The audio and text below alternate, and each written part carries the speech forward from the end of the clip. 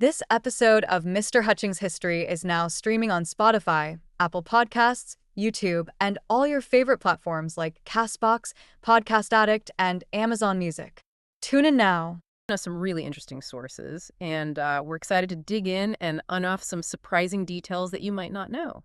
It's often portrayed as just this sudden, shocking moment, but the path to Pearl Harbor, it's really a winding one, full of global politics and economic pressures and quite a few miscalculations along the way. So let's rewind the clock back to the early 20th century.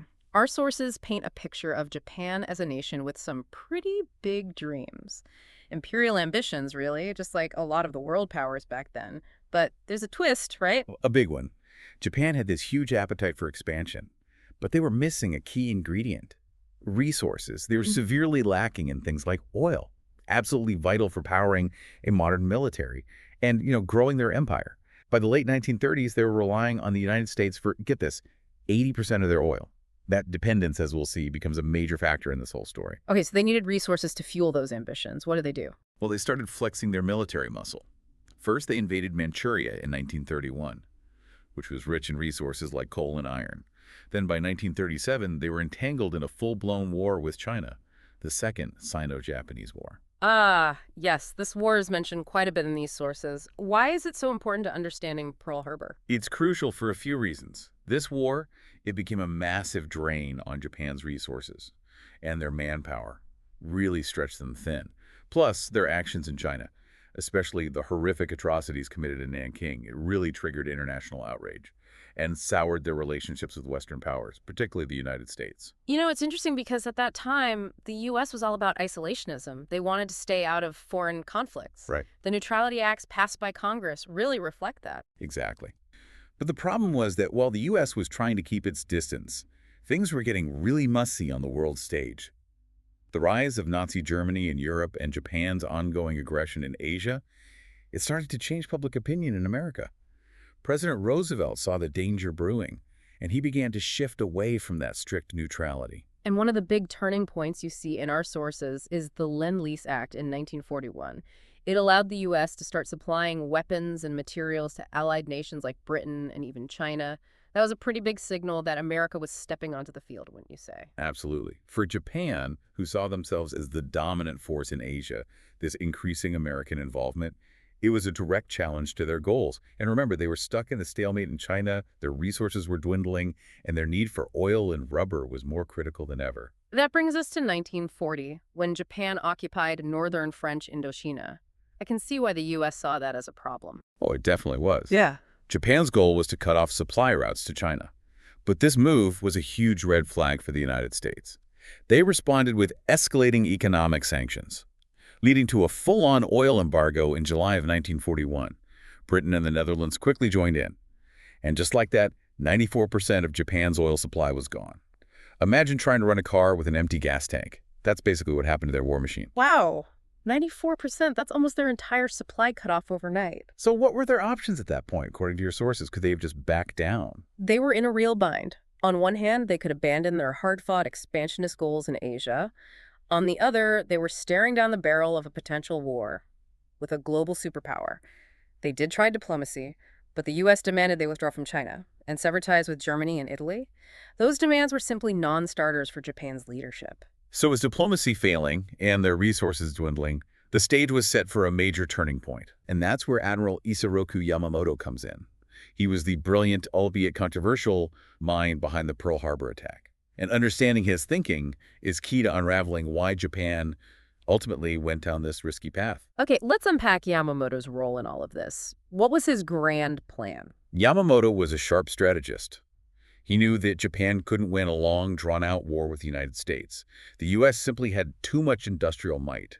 So he devised a bold, some might even say desperate plan, a calculated gamble to change the game entirely. Here's where it gets really interesting, right? This is the part of the story that always gets me. He wanted to deliver a knockout punch to the U.S. Pacific Fleet at Pearl Harbor, not to conquer America, but to buy Japan time to secure their gains in Southeast Asia, and hopefully force the U.S. to the negotiating table. So it was less about invasion, more about buying time and creating leverage. That's a nuance I think a lot of people miss. Exactly. It was a massive gamble, a high-stakes poker game with the future of Japan riding on the outcome.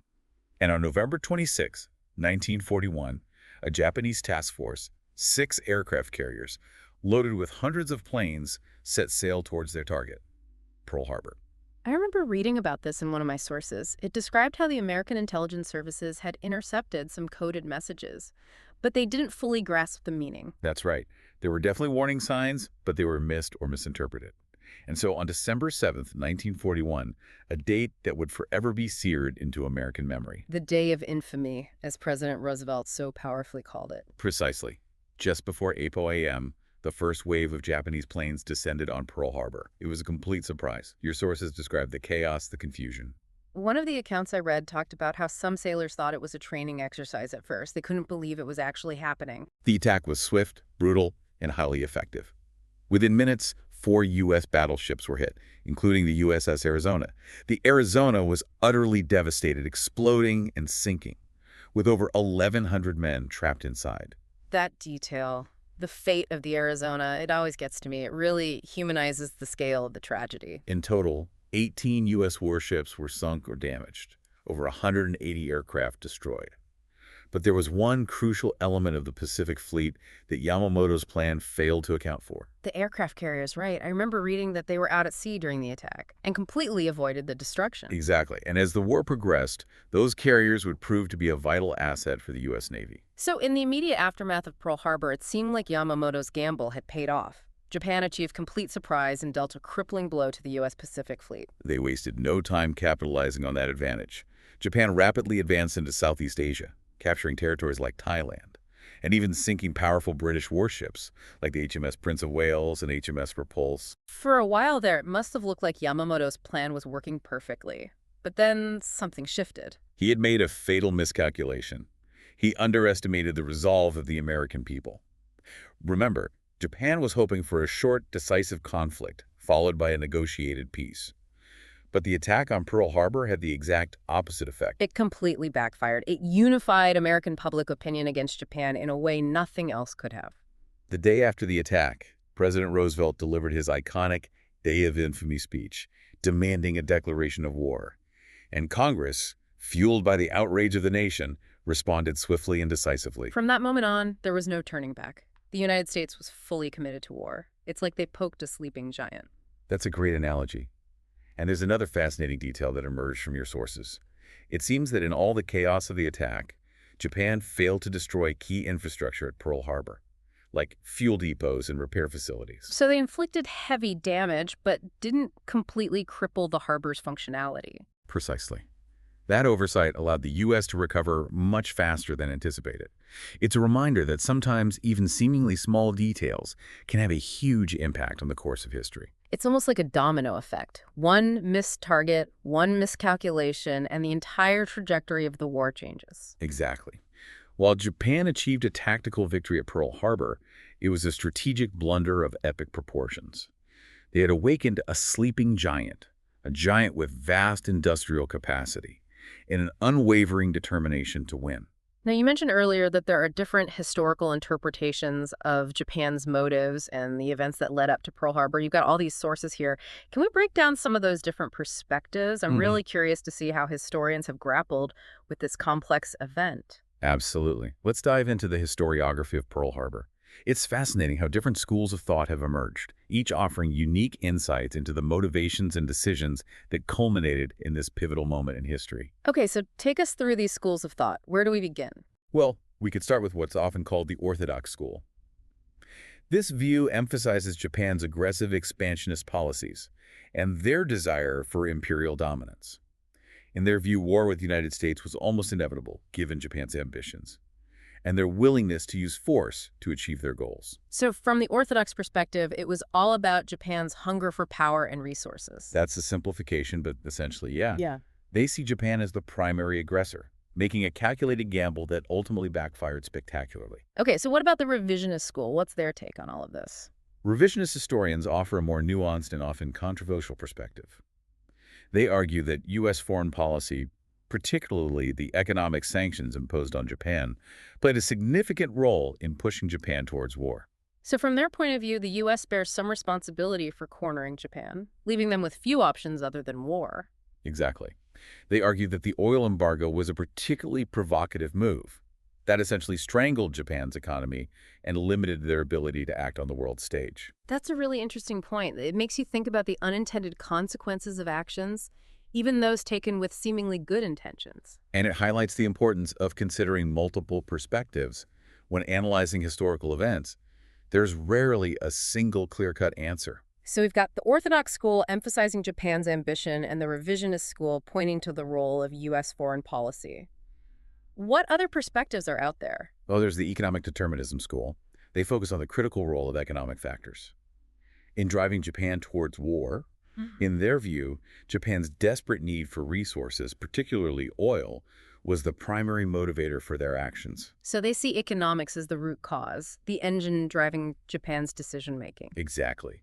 They argue that Japan felt trapped, facing economic ruin if they didn't secure the resources they desperately needed. War, in their view, was a last-ditch effort to break free from those constraints. That makes sense. And I imagine this perspective is supported by all the details in our sources about the impact of the oil embargo. Absolutely. And finally, we have the Strategic Necessity School. They focus on the military calculations of leaders like Admiral Yamamoto, arguing that the attack on Pearl Harbor, while risky, was seen as a necessary preemptive strike. So they're saying Japan felt they had no choice but to attack first. In essence, yes. They argue that Japan saw the U.S. Pacific Fleet as a direct threat to their ambitions in Asia and believed that a swift, decisive blow could cripple American naval power and give them a fighting chance in the Pacific theater. Wow, it's incredible how each of these schools of thought paints a slightly different picture of the events leading up to Pearl Harbor. They all add a layer of complexity to the story, don't they? Absolutely, and it's precisely that complexity that makes this event so fascinating to study. It challenges us to grapple with multiple perspectives, weigh different interpretations, and ultimately form our own understanding of this pivotal moment in history. And speaking of forming our own understanding, I'm curious to hear what you found most compelling in these sources. What stood out to you as particularly insightful or surprising? You know, it's fascinating how each of these perspectives offers a piece of the puzzle. The Orthodox School highlights Japan's ambition. The revisionists point to America's role. The economic determinists emphasize the resource crunch. And the strategic necessity folks focus on the military calculus. It's like holding up a prism to the light, each facet reflecting a different aspect of the same complex event. I love that analogy. It really captures the multifaceted nature of history. So taking all these perspectives into account, what's the key takeaway here? What should our listeners walk away understanding about Pearl Harbor? It's clear that Pearl Harbor wasn't simply a surprise attack. It was the culmination of years of mounting tensions, clashing ambitions, and ultimately a series of fateful decisions made on both sides of the Pacific. It's a stark reminder that history is rarely black and white. There are so many shades of gray, so many contributing factors, so many unintended consequences that ripple out from seemingly isolated events. Exactly. And one of the most poignant takeaways, in my opinion, is the sheer human cost of conflict. Thousands of lives were lost on that December morning, and the scars of that event continue to resonate to this day. It's easy to get lost in the grand narratives of history, the political maneuvering, the military strategies, but ultimately it's the individual stories, the human experiences that truly bring those events to life and remind us of the profound impact they have on real people's lives. Absolutely.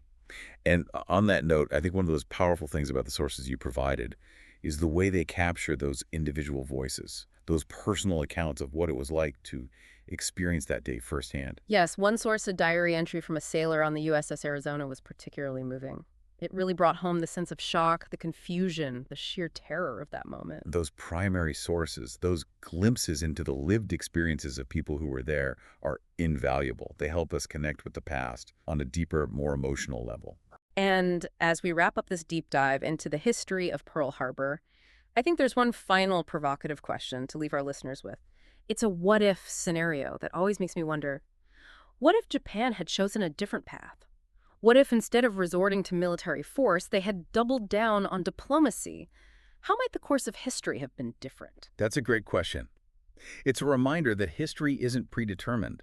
It's a tapestry woven from countless individual choices and actions, each with the potential to alter the course of events. We can learn from the past, analyze the decisions that were made, and perhaps gain a better understanding of how to navigate the challenges of the present. So as we conclude this exploration of Pearl Harbor, we encourage you to keep questioning, keep exploring, and keep drawing your own conclusions from the fascinating sources you've gathered. Until our next deep dive, keep seeking knowledge and keep the conversation going. Thanks for listening to Mr. Hutchings History. Keep exploring, and we'll see you next time.